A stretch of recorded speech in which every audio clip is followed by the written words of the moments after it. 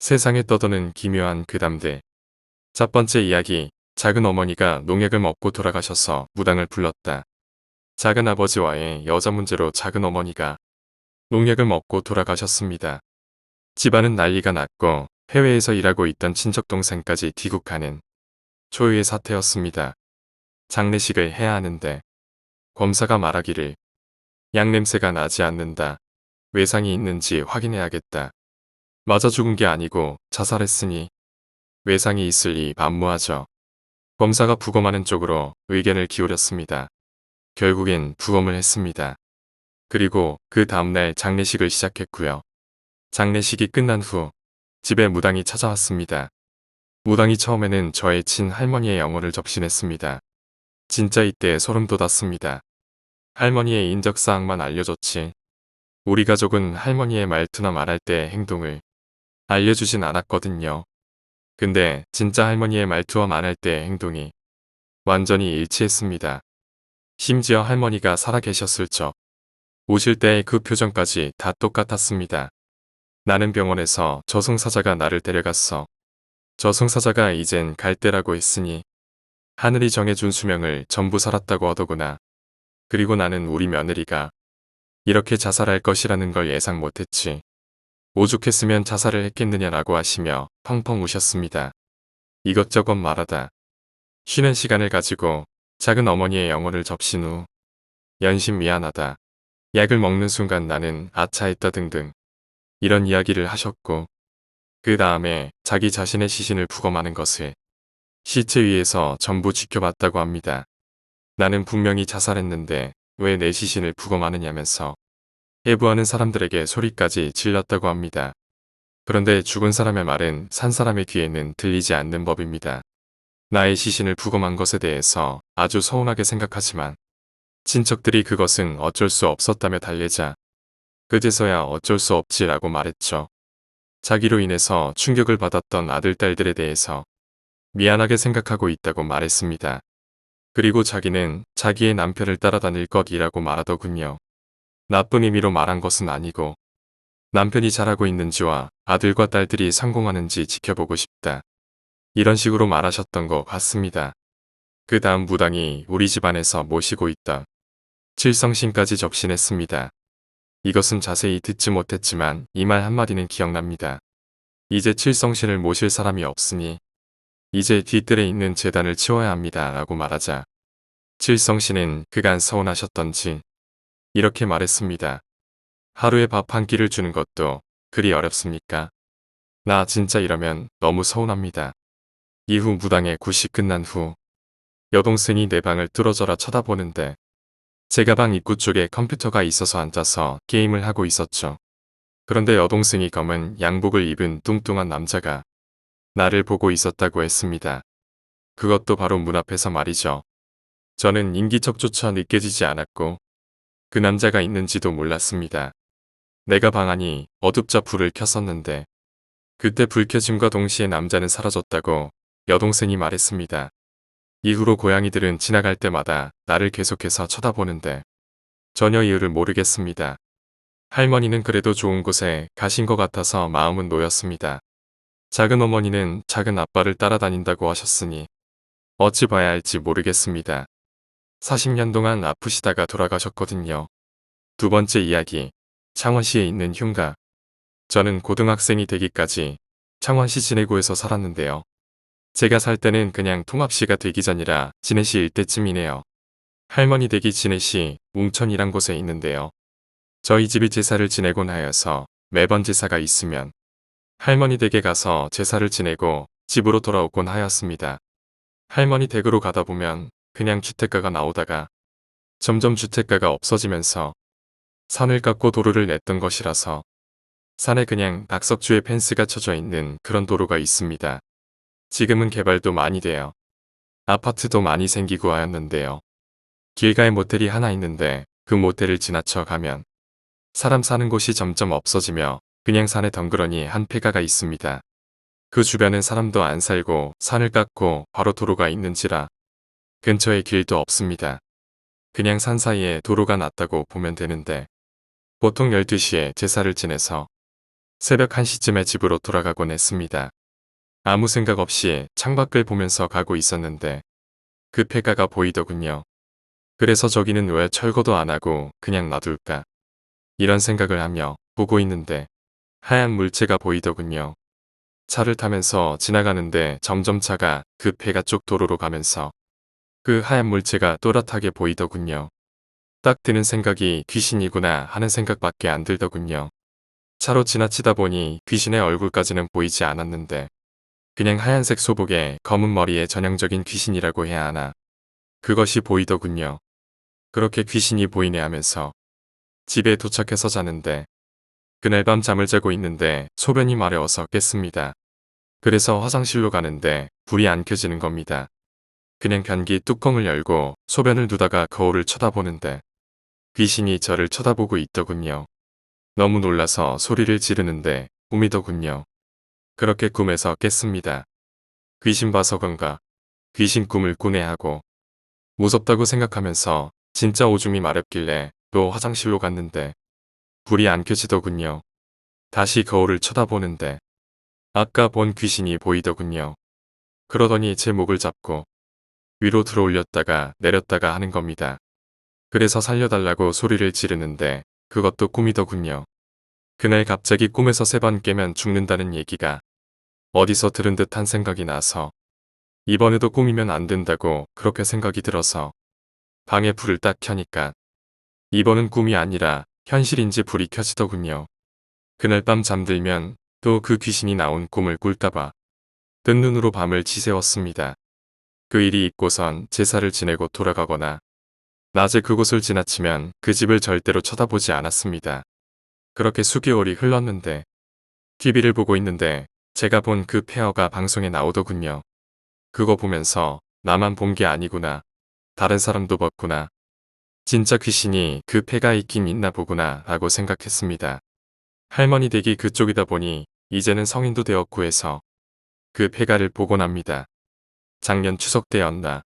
그 집을 허물려는지 서너 명의 사람들이 그 폐가에서 뭔가를 하고 있더군요. 그 이후에는 할머니 댁에 간 적이 없어서 그 폐가가 어떻게 되었는지는 모르겠네요. 3번째 이야기, 어느 모텔 괴담. 제가 사는 지역의 어느 모텔 이야기입니다. 제가 잘 아는 모텔 사장님이 있는데 주말 바쁜 날에 종종 일을 도와드리러 갑니다. 제가 도와드리는 일은 손님분들의 주차나 사장님이 카운터를 비우실 때 카운터를 대신 봐드리는 것 정도입니다. 어느 날 제가 카운터를 잠깐 맡았는데 손님 2분이 오시더군요. 달방을 쓰고 싶다. 가격을 상의하고 싶다라고 하시길래 자세히 상의를 해드렸습니다. 상의가 끝나고 방 몇 군데를 보여드리면서 얘기를 좀 나눴는데 놀라운 얘기를 듣게 되었습니다. 그분들이 원래 근처 모텔에서 달방을 쓰고 있었다고 하는데 이분들은 타 지역에서 공사 관계로 오셔서 달방을 쓰고 계셨습니다. 처음 입시로 약 일주일 반 만에 달방을 취소하고 다른 모텔을 알아보고 있는 거라 하셨습니다. 그래서 제가 그 모텔에 어디가 마음에 안 드시더냐 하고 물었습니다. 그러더니 하시는 말이 그 모텔에선 자주 밤마다 이상한 소리가 들린다. 새벽 특정 시간에 들리는데 처음에는 바람 소리인 줄 알았다. 그런데 한두 번 듣다 보니 이게 바람 소리가 아니고 여자가 흐느끼는 소리라고 점점 확신이 들었다. 그래서 모텔 사장에게 물었는데 사장도 그 문제를 인지하고 있었고 우리 외에 다른 손님들도 똑같은 문제로 클레임이 들어와서 사장 자신도 환장할 노릇이라고 하더라. 그래서 우린 그냥 모텔을 옮기기로 했다. 저는 매우 놀랐습니다. 이 모텔은 바로 1년 전 어떤 여성이 경찰의 성매매 함정 단속을 피해 도망가려다 떨어져서 사망한 모텔이었거든요. 어딘지 눈치채신 분들이 많을 것 같습니다.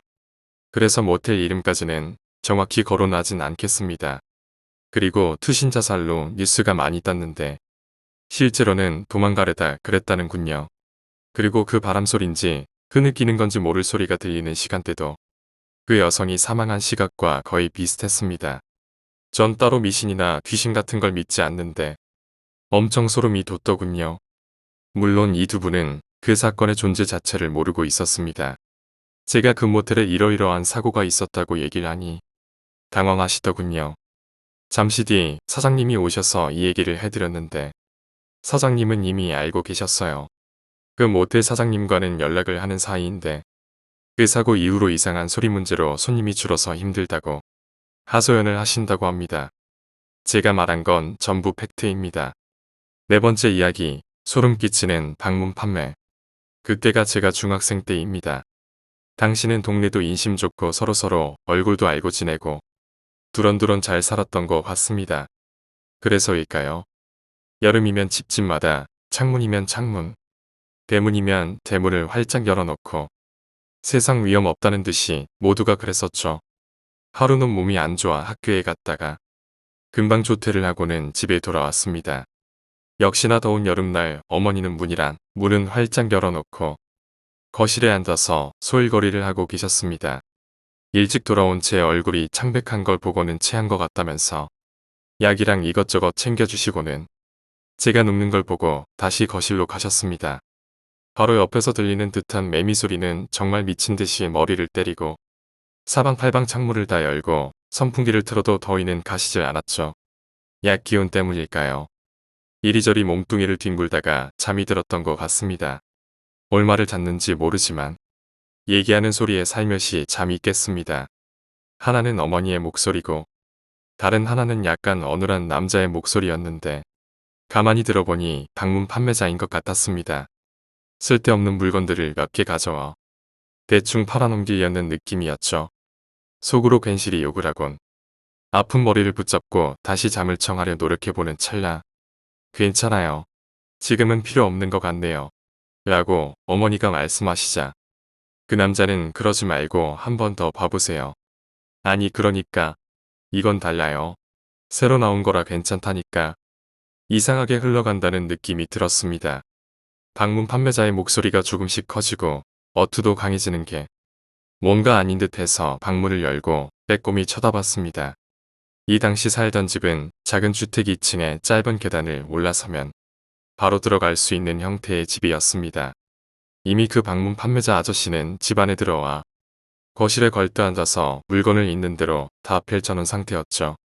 어머니는 펼쳐놓은 물건을 자꾸 정리해서 넘기면 다시 받아서 펼치고 하는 실랑이가 계속되었습니다. 이거 내가 좀 더 싸게 드릴 테니 좀 사봐. 내가 이것만 사면 다른 거 하나 더 얹을게.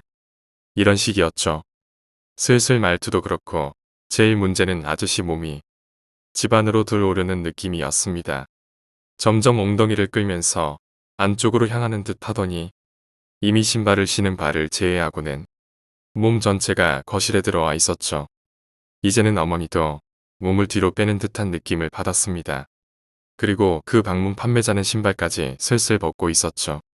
안 되겠다 싶어서 빠르게 일어나 일부러 문을 3개 열고 나갔습니다. 그 순간 어머니는 바로 일어나서 물건을 방문 판매자 앞으로 쭉 밀어버렸고 안 산다고 소리치면서 제 쪽으로 왔습니다. 방문 판매자는 저와 어머니를 한 번씩 번갈아 쳐다보더니 바로 물건을 주섬주섬 챙겨서 나가버렸습니다.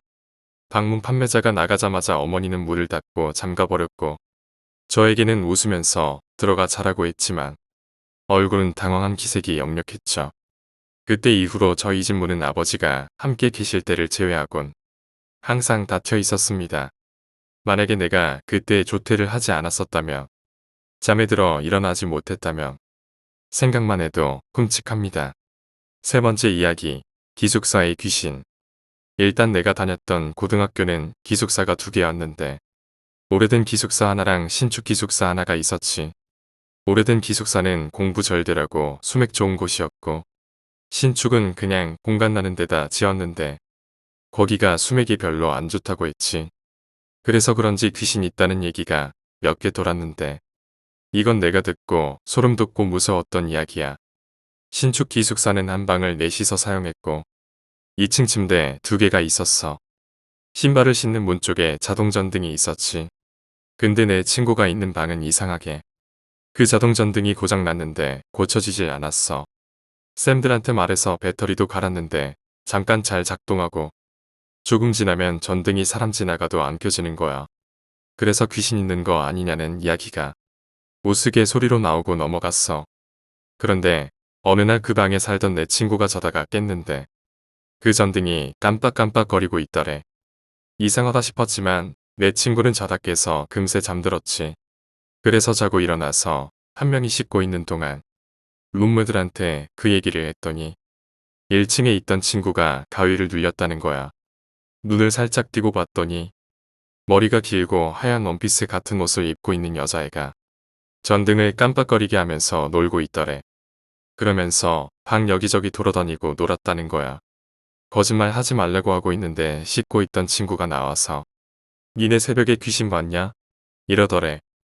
진짜 그때 딱 얼어붙어서 어떻게 생겼냐고 물어보니까 1층에서 잤던 친구가 말한 거랑 똑같이 하얀 옷에 머리 긴 여자 꼬마애라고 말한 거야.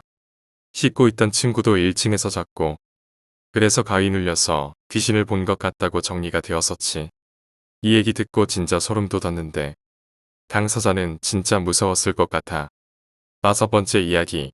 무당이 나에게 한 소리 했다. 저는 현재 두 아이의 가장이자 직업이 있는 직장인입니다. 하지만 현재 저는 행복하지도 않고 가정이 평온하지도 않은 채 6개월이 지난 현재도 불행한 일이 지속되고 이곳저곳이 아파 원활한 생활을 할 수 없기에 답답해서 해답을 구하고자 이야기해보려 합니다. 부디 고민을 들어주시고 욕은 하지 말아주시길 바랍니다. 때는 6개월 전입니다. 충남에 살고 있는 저는 둘째 아이를 임신해 만삭인 아내와 4살인 큰아이를 데리고 출산절에 화목한 가정의 추억을 남기고자 춘천으로 향하는 중이었죠. 큰아이는 동요 노래에 흥이 붙어 춤과 노래로 재롱을 부리고 있었고 아내는 힘든 나머지 살짝 기대어 짧은 미소만 지어낼 뿐 순탄한 분위기였는데요. 저희 집에서 춘천까지는 5시간 정도 소요되는 거리였기에 아침 일찍부터 운전을 하며 저는 졸음이 오기 시작했습니다. 결국 졸음쉼터에서 스트레칭과 껌으로 잠을 달래고 출발한 지 3분도 채 되지 않아 춘천길의 첫 터널에 진입을 하였습니다. 그런데 분명 저는 잠을 깬 상태였고 주위엔 자동차들만 쌩쌩 달릴 뿐 그닥 이상현상을 느끼지 못하고 잘 가는 중이었지만 앞에 고라니 한 마리가 움직이지도 않고 서 있는 것이었습니다. 그렇게 저는 차선을 급히 바꾸려는 도중에 다른 차와 충돌할 뻔했고 비상 깜빡이를 켜고 터널을 나왔을 때쯤 사고 날 뻔한 운전자가 차를 세우고 내리시더라고요. 죄송하다는 말을 할 찰나에 욕설이 왔지만 저는 동물이 있어서 놀래 그랬습니다. 죄송합니다. 이랬더니 되려 그분은 정신 이상자냐? 동물이 어디 있냐? 있으면 벌써 치워 죽었을 것이다 라는 말에 저는 의아했죠. 그렇게 그러려니 저의 부주이기 때문에 상황은 마무리되었고 다시 길을 떠난 지 5분도 되지 않아 두 번째 터널 역시 고라니가 있어 사고가 이어질 뻔했습니다. 정말 믿을 수 없는 일이지만 정말 고라니가 미동도 없이 저를 바라보며 서 있는데 어찌 안 피하겠습니까? 저만 본 것도 아니고 아내와 아이도 그걸 보면서 얘기까지 했는데요. 그래서 아내는 2차선을 타고 가자고 하여 2차선을 타고 가는 도중 세 번째 터널이 보이는 시점에 막상 가려니 겁이 나기 시작했죠. 또 있으면 어떠서지라는 걱정과는 달리 터널 안엔 아무것도 없이 차들만 있기에 안심하는 찰나 터널의 끝자락과 동시에 고라니는 보조석 쪽에 공터에서 저희 차를 들이받은 것입니다. 저는 황급히 차를 세워 시체를 보았고 피가 나지 않게 치인 걸 확인했죠. 앞범퍼가 주저앉은 것을 보고 차에 타서 아이의 다친 곳과 아내를 살피고 찝찝함에 출발을 하였죠. 그렇게 톨게이트는 나오고 저희 차를 보신 안내원이 차가 상태가 그런데 오셨나요? 물었죠. 그래서 사실은 고라니를 박았습니다 라고 하자 여인은 웃으며 여긴 고라니 모자요. 사방을 공사해 놓아서 틈은 물론 동물은 근처도 모조고 대낮인데 무슨 고라니입니까? 이러는데 소름이 돋았죠. 그래서 저는 대꾸할 새도 없이 경적소리에 여행길에 올랐고 내려오는 길 역시 찝찝함에 시간을 들여서라도 국도로 돌아서 왔습니다. 그치만 불행은 여기서 끝이 아니었습니다. 일이 일어난 후 7일 후 할머니가 차에 치여 돌아가셨습니다. 그 이후 7일 후 저희 아버지가 포크레인 일을 하시다 암벽에 깔리셔서 골반이 산산조각이나 대수술을 받으셨고 다시 7일 후 할아버니는 폐악허로 병원에 입원하셨습니다. 왜 7일 후일까요? 알 수는 없지만 고라니가 찝찝해 저는 점집에 갔습니다. 저는 처음이었고 입구부터 문 좀 밖들을 하기에 원래 이런 곳이구나 했죠. 그치만 무속인님은 저보고 신을 해치니 그 신을 너가 대신하여 받들어야 한다며 내림구들 받으라 하셨습니다. 영물을 부셨으니 깨끗한 그릇이 필요해서 제물이 될 사람은 너다라고 말하며 저에게 제자가 되라 하셔서 재수가 없으니 별소리를 다 듣는다 싶어 저는 집에 와서 아내에게 말을 건넵니다. 그러자 아내는 얼굴이 하얘져서는 우리 집에 고라니가 보인다라고 하더니 무섭다고 하더라고요.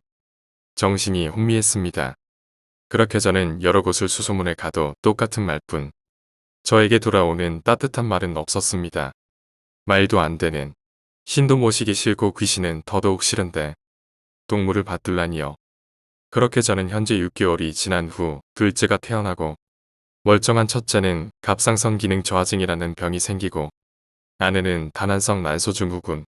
저는 최근 화장실에서 넘어져 머리를 다친 적이 있습니다. 제가 하는 이야기는 과학적으로는 설명이 되진 않겠지만 가족을 생각하면 엄청난 고민이자 정말 어찌해야 될지 모르는 상황입니다. 정말 운이 나빠 그런 건지 고라니의 한 때문인지 모르겠습니다. 6번째 이야기, 강제 헌혈. 미국에서 실제로 있었던 일이라고 한다. 어느 모녀 가정이 있었다. 어머니는 간호사로 일하면서 생계를 이어나갔고 딸은 매일같이 바쁜 어머니를 대신해 가사를 돌보는 착한 소녀였다. 그렇지만 딸은 어느 건달과 사귀기 시작하더니 끝내 어머니의 반대에도 불구하고 사랑의 도피를 떠나버렸다. 홀로 남겨진 어머니는 연락조차 되지 않는 딸을 계속 기다렸다. 딸이 돌아온 것은 몇 개월이나 지난 뒤였다. 하지만 딸의 모습은 정상이 아니었다. 몸은 여기저기 반점투성이었고 눈은 생기가 없이 공허할 뿐이었다. 어머니가 울면서 묻자 딸은 그동안의 사정을 털어놓았다. 사랑의 도피를 떠나자마자 건달은 본성을 드러냈다는 것이었다. 마구 폭력을 휘두르고 강제로 마약에 중독시켰다는 것이었다. 그뿐 아니라 일이라고는 전혀 하지 않는 남자의 생활비와 마약값을 위해 매춘까지 강요당했다는 것이었다. 그 와중에 임신까지 하게 되었지만 낙태 비용이 아깝다며 건달은 딸을 계단에서 밀어서 떨어뜨려 유산시켰다는 것이었다.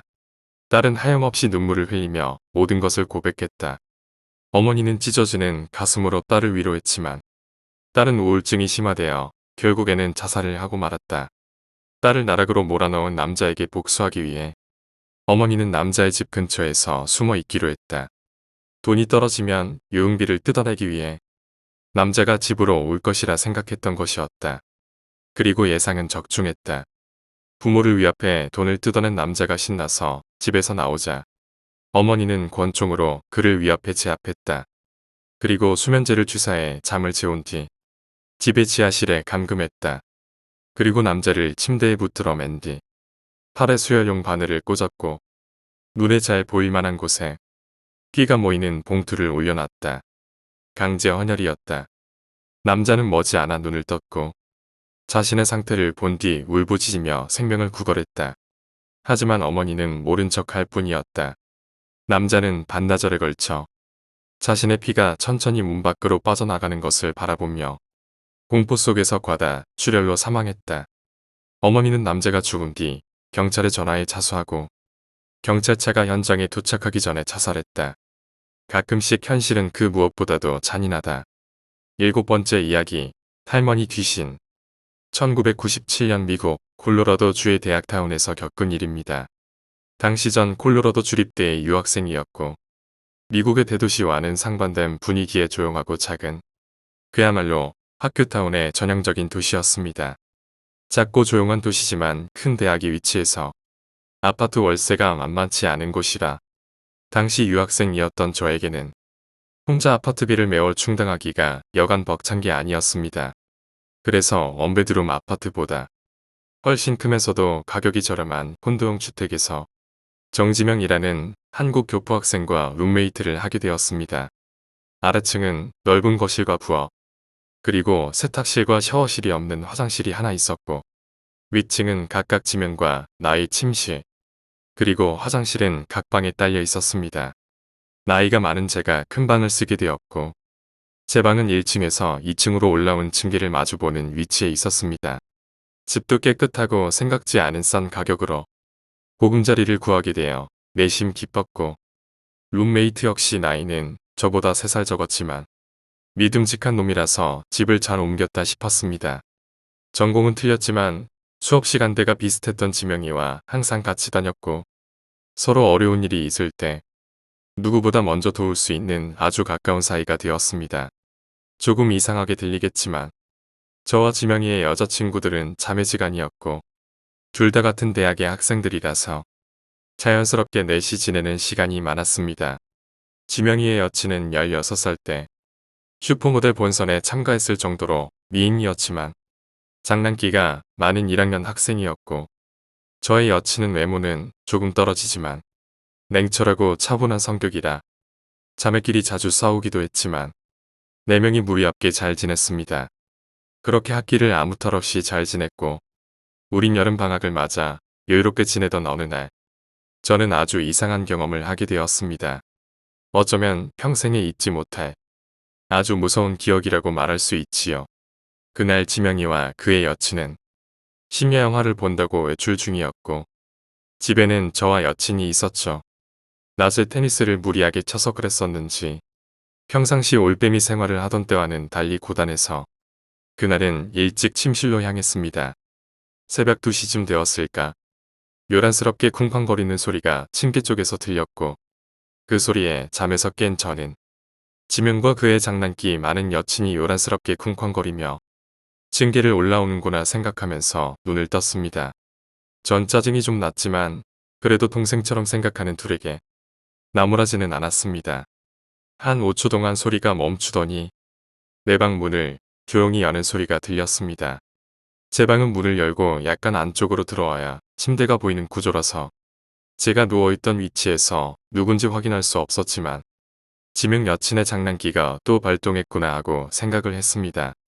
그리고 문 쪽 통로벽에서 얼굴을 빼꼼 내밀길래 전 어이없다는 듯 주먹을 한번 내밀었는데, 잠깐 본 그 얼굴은 지명 여친의 얼굴이 아니었습니다. 하얗고 긴 머리를 풀어헤친 나이가 70살 정도 되어 보이는 할머니였습니다. 전 너무 놀라서 순간 몸이 굳는 듯 했는데 헛것을 보았나 해서 다시 정신을 차리고 그쪽을 보니 아무것도 없었습니다. 순간적이었지만 온몸에 소름이 끼치는 것을 느꼈습니다. 안도의 한숨도 잠깐뿐. 그 할머니는 어느새 저를 향해 달려오고 있었고, 한 손에는 길이가 한 40cm 정도는 되어 보이는 아라비안 나이트에 나오는 종류의 칼을 들고 있었습니다. 비명소리도 지를 수 없을 정도로 빠르게 달려와서는 그 칼로 저의 복부를 찔렀는데, 복부 내에서 칼이 수평 방향으로 들어와 칼끝이 목청을 찔렀는지 모관이 따끔했습니다. 저는 너무 공포스럽고 놀라서 눈을 감았고 이젠 죽는구나 생각을 했습니다. 이렇게 어이없게 죽는구나. 도대체 이 할머니는 누굴까? 짧은 순간 동안 별 생각이 다 났습니다. 30초나 될까? 무거운 정막이 흘렀고 전 용기를 내서 눈을 떴습니다. 그 무서운 할머니는 보이지 않았고 배를 만져보니 멀쩡했습니다. 저는 어찌나 놀랐는지 식은땀에 온몸이 젖어 있었습니다. 하지만 어두운 상태에서 밝은 빛을 갑자기 보면 눈앞에 퍼런 형체가 생기듯 내 눈앞에 그런 퍼런 형체가 있었습니다. 누가 불을 킨 것도 아니고 내가 밝은 빛을 본 것도 아닌데 그 현상은 꽤 오래 가더군요.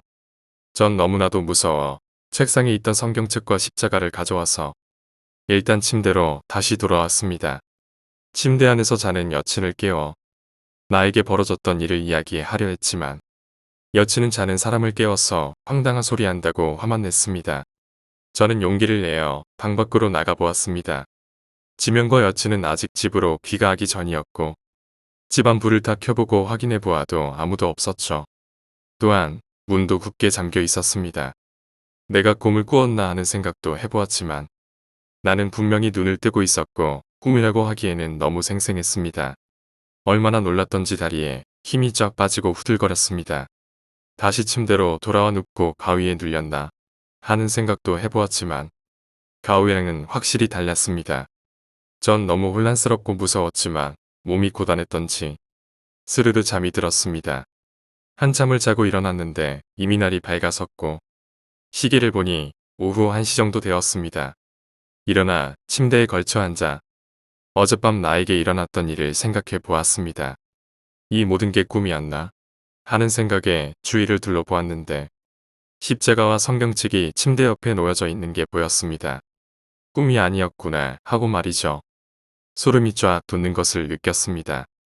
제 여친은 아르바이트를 나가서 없었고 혼자서 어젯밤 일에 대한 기억을 차근차근 되살리고 있는데 아래층에서 지명이가 부르는 소리가 났습니다. 햄버거 사왔어. 그만 자고 내려오세요. 마치 온몸을 두들겨 맞은 듯 몸은 무거웠지만 시장기도 있어 아래층으로 내려갔습니다. 지명과 그의 여친은 태연하게 TV를 보면서 햄버거를 먹고 있더군요. 어젯밤 일에 대해 이야기를 할까 하다가 실없이 보일 것 같기도 하고 믿을 것 같지도 않아 저도 그냥 소파에 몸을 던지고 햄버거를 집었습니다. 아무 생각 없이 햄버거를 한 입 물었는데 삼키려 하니 목이 따끔했습니다. 처음에는 그냥 편도선이 부었나 생각을 했는데 음식을 삼키면 삼킬수록 목의 통증은 가시질 않더군요. 그리곤 어젯밤의 일이 주마등처럼 스쳐갔습니다. 그 할머니의 칼이 목청을 찌른 생각이 나더군요. 정말 어제 그 일 때문에 목이 아픈지 아니면 밤새 켜놓은 에어컨 때문에 그런 것인지 알 수 없었지만 목의 통증은 시간이 가면 갈수록 심해져 짐도 삼키기 힘들 정도로 목이 붓고 목구멍이 찢어진 듯 아팠습니다. 그리고 저는 자리에 누워 거의 3일간 침대에서 일어나질 못했는데 평소에 감기 정도로는 병원에 가지 않고 약으로 해결하던 탓에 더 고생했지만 정말 태어나서 그렇게 알아본 적이 없었습니다. 열이 40도까지 올라가고 아무것도 먹지 못한 채 3일째 되는 날 거의 탈진을 해서 응급실 신세까지 지게 되었는데 의사가 보더니 어떤 바이러스에 걸렸다고 진단을 내렸습니다. 물론 주사 2대를 맞고 언제 그랬다는 듯 몸은 정상으로 돌아왔습니다. 완쾌된 후 곰곰이 생각해 보았는데 내가 본 할머니가 사람들이 흔히 말하는 병마나 병기 같은 거였나 하는 생각을 했습니다. 태어나서 이런 경험은 처음이었고 우연의 일치인지 제가 걸린 바이러스가 그 할머니로 인한 것이었다는 생각에 한동안 공포에 질려 있었습니다. 하지만 시간이 약인지 한 달가량이 지난 후에는 이런 생각들도 차차 사라지고 예전의 평온하고 즐거운 생활로 돌아오게 되었습니다. 그러던 어느 아침 차의 엔진 오일을 교체하러 외출했다가 집으로 돌아왔는데 지명이가 머리를 떨구고 소파에 앉아서 마치 귀신이라도 본 듯 공포에 질려 있었습니다. 형, 믿기 힘들겠지만 나 귀신을 본 것 같아. 지명이의 말에 전 무엇인가에 머리를 맞은 듯 아찔했습니다. 전 묻지도 않았는데 지명이는 자기가 본 귀신에 대하여 자세하게 설명했습니다. 생김새며 칼을 들고 지명이를 공격한 사실이며 제가 겪은 일과 너무나도 똑같았습니다. 단지 다른 점이 있다면 지명이는 1층 소파에 누워 있었고 할머니가 계단에서 얼굴만 빼꼼히 내다보다가 잽싸게 달려 내려와 자기 배 위에 올라타더니 미친 듯이 칼로 난도질을 했다는 것입니다. 전 순간 온몸이 굳는 듯 했습니다. 특히 지명이가 그 시퍼던 칼에 대하여 묘사할 때는 정신이 멍해지면서 몸이 휘청거렸습니다. 영문을 모르던 지명이에게 내가 겪었던 이야기를 하면서 우리 둘 다 겁에 질려 그 집에서 당장 뛰쳐나왔습니다. 그 후로 우린 서둘러 1년 만기로 된 계약까지 파기하면서 그 집에서 이사를 나오게 되었습니다. 지명이는 그 일을 겪은 후 저같이 아프지는 않았지만 서로가 똑같은 경험을 했다는 점에 쇼크를 받았는지 한동안 표정이 어두웠었습니다. 그 이후로는 한 번도 그와 같은 경험을 해보지 못했지만 지금 생각해도 그 할머니의 모습은 너무나도 공포스럽습니다. 제가 본 그 할머니가 정말 귀신이라면 지은 지 1년밖에 안 되는 곳에 무슨 사연이라도 있던 것일까요? 가끔씩 지명이와 통화하면서 그 얘기를 하곤 하지만 영원히 풀리지 않는 수수께끼 같은 일입니다.